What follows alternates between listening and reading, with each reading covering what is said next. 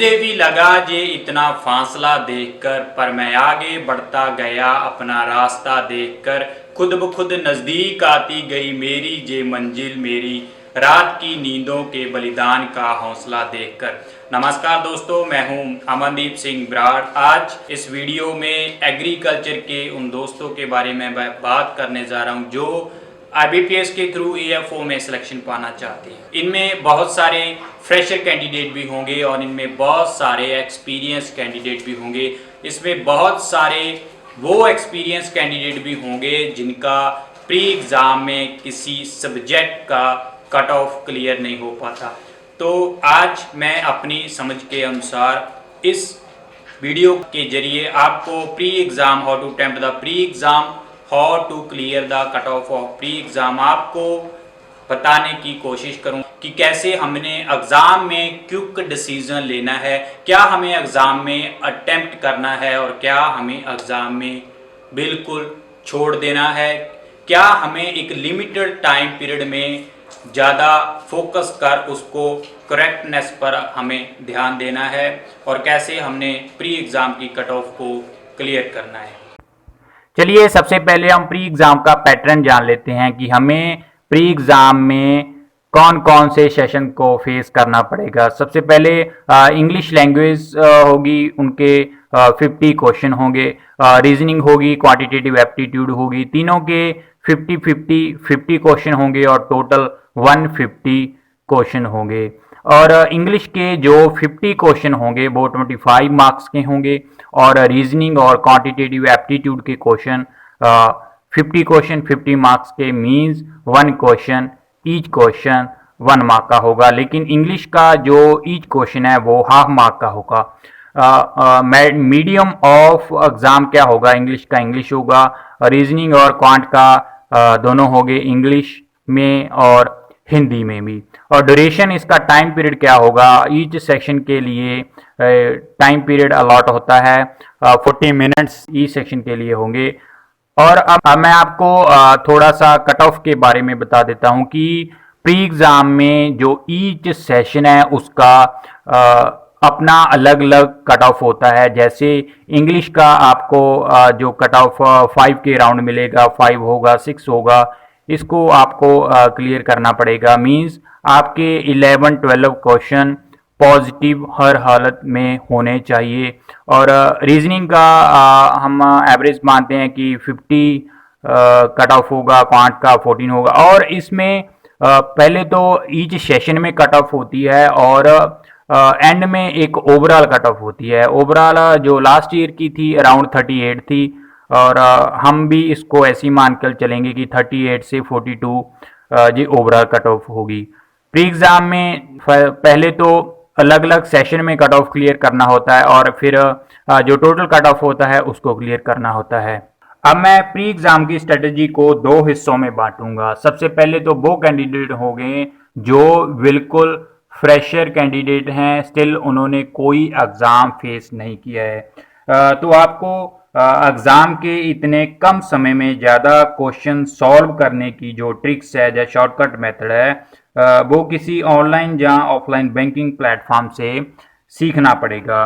Fresher candidate shortcut method सीखें और अपना बेस बनाएं और डेली प्रैक्टिस करें IBPS के last year memory base questions की। इसके लिए आप PO और SO के न्यू पैटर्न टेस्ट की जो बुक्स है वो परचेज करें और उसे डेली प्रैक्टिस करें और उसका डेली एनालिसिस करें।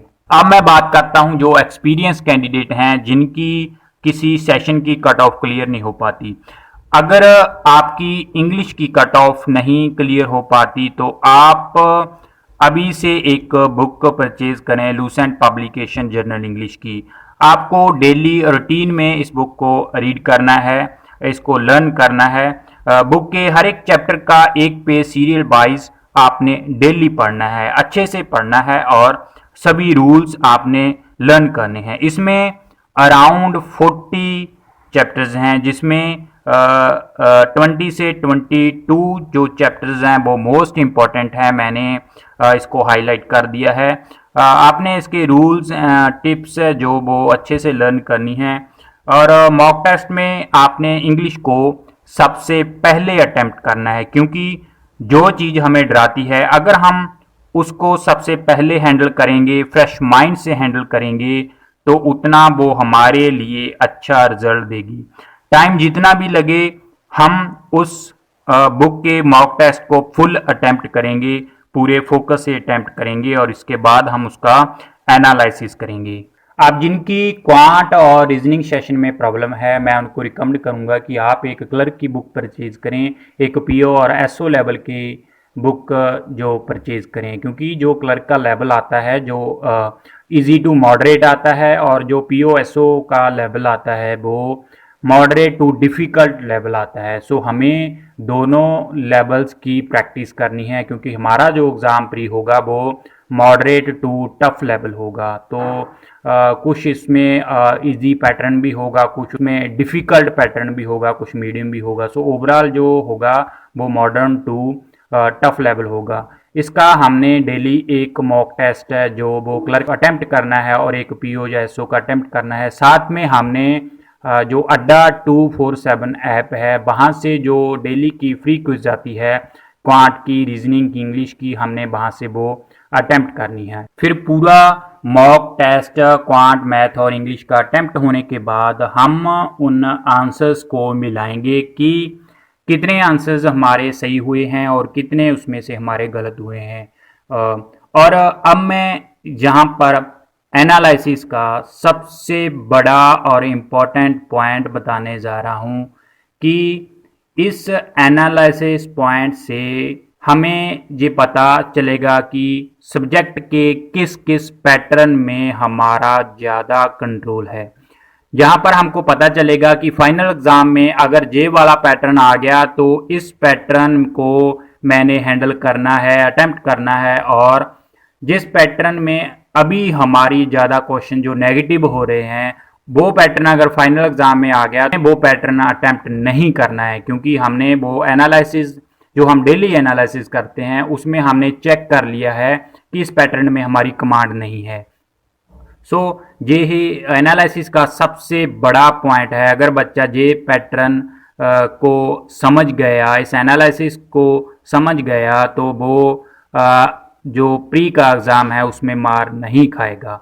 कुछ बच्चे क्या करते हैं कि जो एग्ज़ाम में जो भी फर्स्ट क्वेश्चन आ जाता है उसी को सॉल्व करने लगते हैं। जैसे इंग्लिश में आरसी पहले आ गया, रीडिंग कॉम्प्रिहेंसिव, तो 5-7 मिनट तो उसको पढ़ने में उसका टाइम वेस्ट हो जाएगा। फिर क्वेश्चन आपको सही से मिलेगा भी या नहीं मिलेगा, क्योंकि आरसी में आपका जो मॉडर्न टू टफ लेवल अगर आता है तो उसमें क्वेश्चन ढूंढना थोड़ा सा मुश्किल हो जाता है। तो 5 क्वेश्चन आपने की हैं लेकिन टाइम पीरियड आपने 15 मिनट वहाँ पर आपके जो लगा दिए हैं, फिर उसका फाइनल रिजल्ट आपको मिलेगा भी, 2 क्वेश्चन आपके सही हो गए, 3 सही हो गए, तो मुझे लगता है वो अच्छा जो स्कोर आप नहीं कर पाएंगे।